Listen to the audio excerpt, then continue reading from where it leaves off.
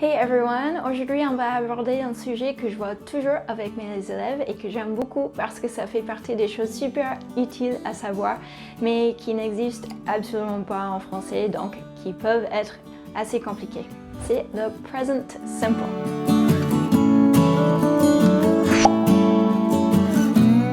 Le premier temps de verbe qu'on apprend en anglais, mais c'est peut-être celui où j'entends le plus de fautes, même parmi les avancés. C'est pour cette raison qu'on va déconstruire ces exemples ensemble.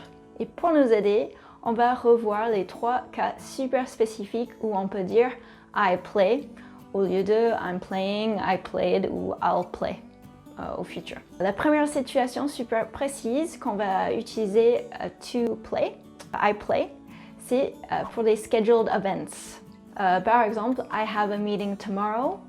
His appointment is at 9. The train leaves at 3:30. Il faut avoir ces mots comme tomorrow at 9, at 3:30. Normalement, c'est pour des événements publics.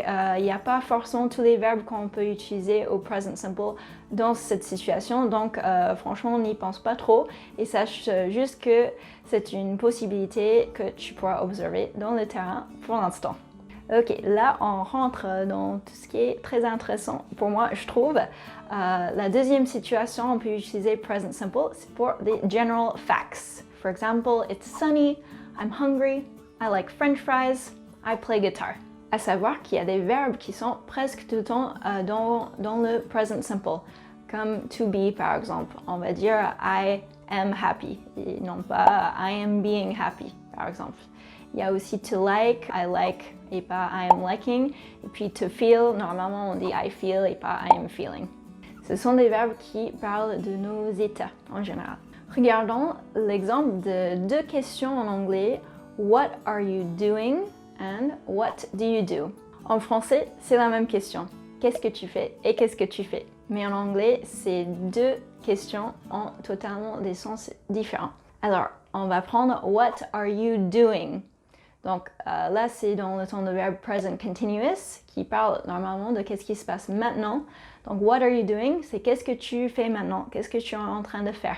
Alors que what do you do? Là, on va utiliser cette idée de general fact. Qu'est-ce que tu fais en général? Donc là, what do you do?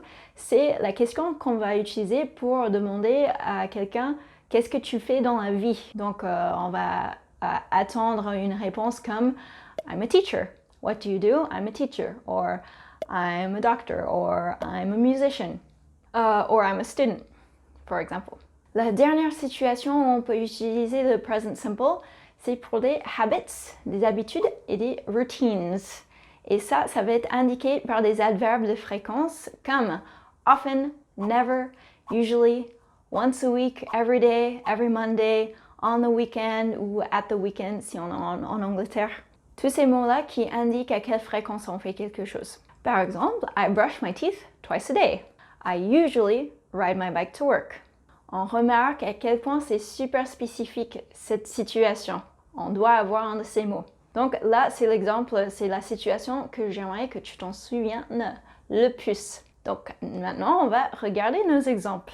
The first example is I send you an email. En français, on va souvent dire, par exemple, oui, je t'envoie un mail, mais en anglais, ça ne marche pas. Si au moment où tu écris I send you an email, tu es en train de l'écrire, à cet instant-là, tu vas utiliser present continuous parce que c'est maintenant. Et donc dire I'm sending you an email. Si tu ne l'écris pas encore, par contre, ça va être au futur. Donc, I'll send you an email. Pour qu'on puisse garder ce message, je t'envoie un mail au présent en anglais, il faut que ce soit general fact, donc I send you emails in general, mais là le son c'est très bizarre, donc on va pas dire ça, soit a habit or a routine, où on va donc rajouter un mot comme always, sometimes, etc. Donc, I never send you emails, or I send you an email once a week. Et là, ça marche. Ou bien, c'est pour dire que je t'ai envoyé un mail et en ce cas, il faut bien utiliser le passé et dire I sent you an email. Petit bonus, en anglais, on ne dit pas a mail. pour dire un mail électronique. Ou ni on dit jamais un mail en fait. On va juste dire mail pour dire autre chose. Justement, si on veut dire un mail, il faut dire un email. Si on dit mail en anglais, ça veut dire courrier. Mais le courrier physique qu'on peut tenir dans les mains, comme les lettres.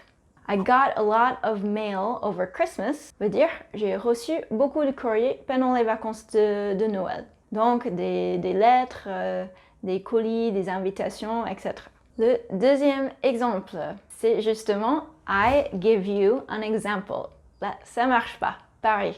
Quand on dit je te donne un exemple en français, ce n'est pas pour parler d'une habitude ou d'un fait général. Donc on ne peut pas utiliser present simple. Là, au moment précis où on dit I give you an example, on ne peut littéralement pas être en train de donner un exemple. Donc, on ne pourrait pas dire I'm giving you an example. C'est plutôt pour dire qu'on va donner un exemple juste après. Donc, on va utiliser le futur. On dirait I'll give you an example. I'll qui est une des prononciations de I will contracté. Ou bien, on va dire let me give you an example, qui est donc une instruction à la personne qui écoute en face. Laisse-moi te donner un exemple, mais qui se dit beaucoup let me give you an example. Example number 3. Wait, I help you. Ça ne marche pas. I help you veut dire je t'aide, mais je t'aide en général et pas forcément maintenant ni dans le futur proche. Il faut dire quoi alors? I'll help you or let me help you. Example number 4. I arrive. Ok, on dit souvent j'arrive en français, mais on n'utilise pas ce verbe pour dire la même chose en anglais. On utilise plutôt le verbe to come. Donc, qu'est-ce qu'on dit? I come?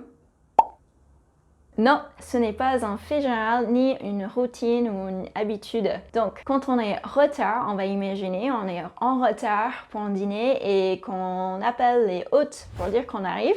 On ne veut pas dire je viendrai à un moment dans le futur. On veut plutôt dire je suis en train d'arriver, maintenant j'arrive. Ou du moins c'est le message qu'on veut faire passer. Petit bonus encore, quand on veut dire j'arrive à comprendre par exemple, c'est un autre sens. Ça veut dire en gros qu'on est capable de faire quelque chose. Donc en anglais on dirait I can understand. Le dernier exemple, example number 5. I kiss you. This one is just for fun. Tu as peut-être déjà compris avec les exemples précédents une des raisons pour laquelle on ne peut pas dire I kiss you, mais j'ai un souvenir très précis qui va peut-être t'aider. C'était à la fin d'une soirée à l'université aux États-Unis. Il y avait un étudiant français qui a dit en partant à un de mes amis I kiss you. Alors, I kiss you veut dire en gros, donc en anglais, le message que tu fais passer quand tu dis I kiss you, c'est que t'embrasser, c'est une chose qui m'arrive en général. C'est donc, c'est super bizarre. Et en plus, il y a le côté culturel qui a rendu la chose encore plus gênante et adorable. Aux États-Unis, on ne s'embrasse pas du tout pour dire au revoir, sauf si on est en couple ou si on fait partie de la haute société. Donc, on va pas dire I am kissing you ou enfin peut-être qu'on dirait kisses, mais non. Alright, thanks for staying with me this far. Here's a little activity for you. You need to make a correction. Qu'est-ce qui va pas avec cette phrase? I'm eating breakfast every day. Donc, utilise ce que tu as appris dans cette vidéo et écris-moi une proposition d'une correction de phrase dans les commentaires.